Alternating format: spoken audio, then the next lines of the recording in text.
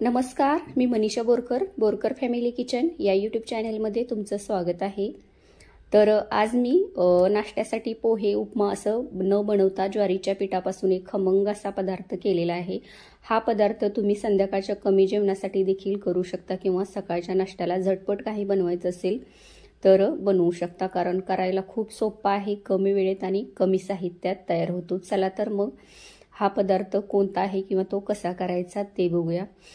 रेसिपीला सुरुवात करण्यापूर्वी तुम्हाला एक छोटी रिक्वेस्ट आहे, चॅनेलवर नवीन असाल किंवा रेसिपी जरा जरी आवडली तर प्लीज चॅनेलला सबस्क्राइब करा आणि ज्यांनी सबस्क्राइब केलेलं आहे त्यांचं मनापासून धन्यवाद। तर इथे मी 1 वाटी ज्वारीचं पीठ घेतलेलं आहे। आपण रोज भाकरीसाठी जे पीठ वापरतो तेच घेतलेलं आहे आणि ते चाळून घ्यायचं आहे। 1 वाटी ज्वारीच्या पिठाला 2 चमचे तांदळाचं पीठ घ्यायचं आहे। नाश्ता करायच्या चमच्याने 2 चमचे तांदळाचं पीठ आणि 2 चमचे डाळीचं पीठ घालायचं आहे, चणा डाळीचं पीठ। पण माझ्याकडे चणा डाळीचं पीठ संपलेलं असल्यामुळे मी घातलेलं नाही, पण असेल तर नक्की वापरा, कारण त्याने चव खूप छान येते। तर मी तर तांदळाचं पीठ आणि ज्वारीचं पीठ एकत्र करून घेतलेलं आहे। त्याच्यानंतर थोडं थोडं पाणी घालून हे पीठ व्यवस्थित भिजवून घ्यायचं आहे। तर हे पीठ असं मी व्यवस्थित इथं भिजवून घेतलेलं आहे। लागेल तसं पाणी घालायचं, खूप जास्त पाणी एकदम घालायचं नाही, तर थोडं थोडं पाणी घालून हे पीठ भिजवून घ्यायचं, म्हणजे याच्यात गाठी होत नाहीत। तर हे पीठ भिजवून झालेलं आहे। तर थोडंसं पातळच हे पीठ ठेवलेलं आहे।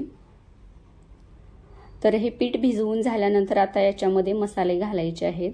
मसाल्याच्या डब्यात जो लहान चमचा असतो त्याने अर्धा चमचा जिरे घातलेले आहेत, पाव चमच्याला ही कमी हळद घातलेली आहे, चवीनुसार बारीक मीठ, अर्धा इंच आलं आणि 15 ते 20 लसणाच्या पाकळ्या जाडसर अशा ठेचून घेतलेल्या होत्या त्या घातलेल्या आहेत। 4 हिरव्या मिरच्या घातलेल्या आहेत। हिरव्या मिरचीचं प्रमाण तुम्हाला तिखट कसं आवडतं त्याच्यानुसार कमी जास्त करू शकता। या मध्यम तिखटाच्या मिरच्या असल्यामुळे मी 4 घेतलेल्या होत्या। कोथिंबीर घातलेली आहे आणि एक मध्यम आकाराचा कांदा, लाल काश्मीरी मिरची पावडर एक अंदाजे अर्धा चमचा घातलेली आहे लहान चमच्याने। तर हे सगळं घातल्यानंतर व्यवस्थित असं मिक्स करून घ्यायचं। तर हे मिक्स करून झाल्यानंतर एक 10 मिनिटं रेस्ट करायला ठेवायचं, म्हणजे नाश्ता खूप छान होतो, जाळीदार तयार होतो। वेळ नसेल तर लगेच करायला घेतलं तरी देखील चालेल। मी हे 10 मिनिटं असंच ठेवलेलं होतं। तर 10 मिनिटानंतर मी हे आता करायला घेणार आहे। गॅसवरती मी नॉनस्टिक असा पॅन ठेवलेला आहे। तर याआधीही मी नाश्ता थोडासा बनवून बघितलेला होता, त्याच्यामुळे पॅन थोडासा असा तेलकट झालेला दिसत आहे। तर मध्यम असा गरम झाल्यानंतर त्याला तेल लावून घ्यायचं, मध्यभागी तेल लावायचं आहे, काटापर्यंत तेल लावायचं नाही, कारण आपल्याला हे छोटंच बनवायचं आहे, खूप जास्त मोठं बनवायचं नाही। तर पळीने अशा पद्धतीने पसरवून हे सोडायचं आहे, म्हणजे पातळ असं हे तयार होतं। तर एकाच जागी बॅटर न घालता अशा पद्धतीने पसरवून घालायचं आहे, म्हणजे हा नाश्ता जो तयार होतो तो जाळीदार, वरून कुरकुरीत, आतून थोडासा सॉफ्ट असा तयार होतो आणि पटकन भाजलाही जातो। तर हे मी बॅटर अशा पद्धतीने ते पॅनवरती पसरवून घेतलेलं आहे। तर वरची बाजू कोरडी होईपर्यंत याला असंच ठेवून द्यायचं आहे, मध्यम आचेवरती ठेवायचं, म्हणजे आतून सुद्धा चांगलं भाजलं जातं। तर थोड्या वेळातच तुम्ही बघू शकता वरची बाजू पूर्णतः कोरडी झालेली आहे। तर वरची बाजू कोरडी झाल्यानंतर याला ब्रशने असं तेल लावायचं। तर तुम्ही बघू शकता जाळी खूप छान अशी पडलेली दिसत आहे। तर हे आता आपण पलटवून घेऊया। तर याला पलटवून घेतल्यानंतर तुम्ही बघू शकता जाळी खूप छान पडलेली दिसत आहे।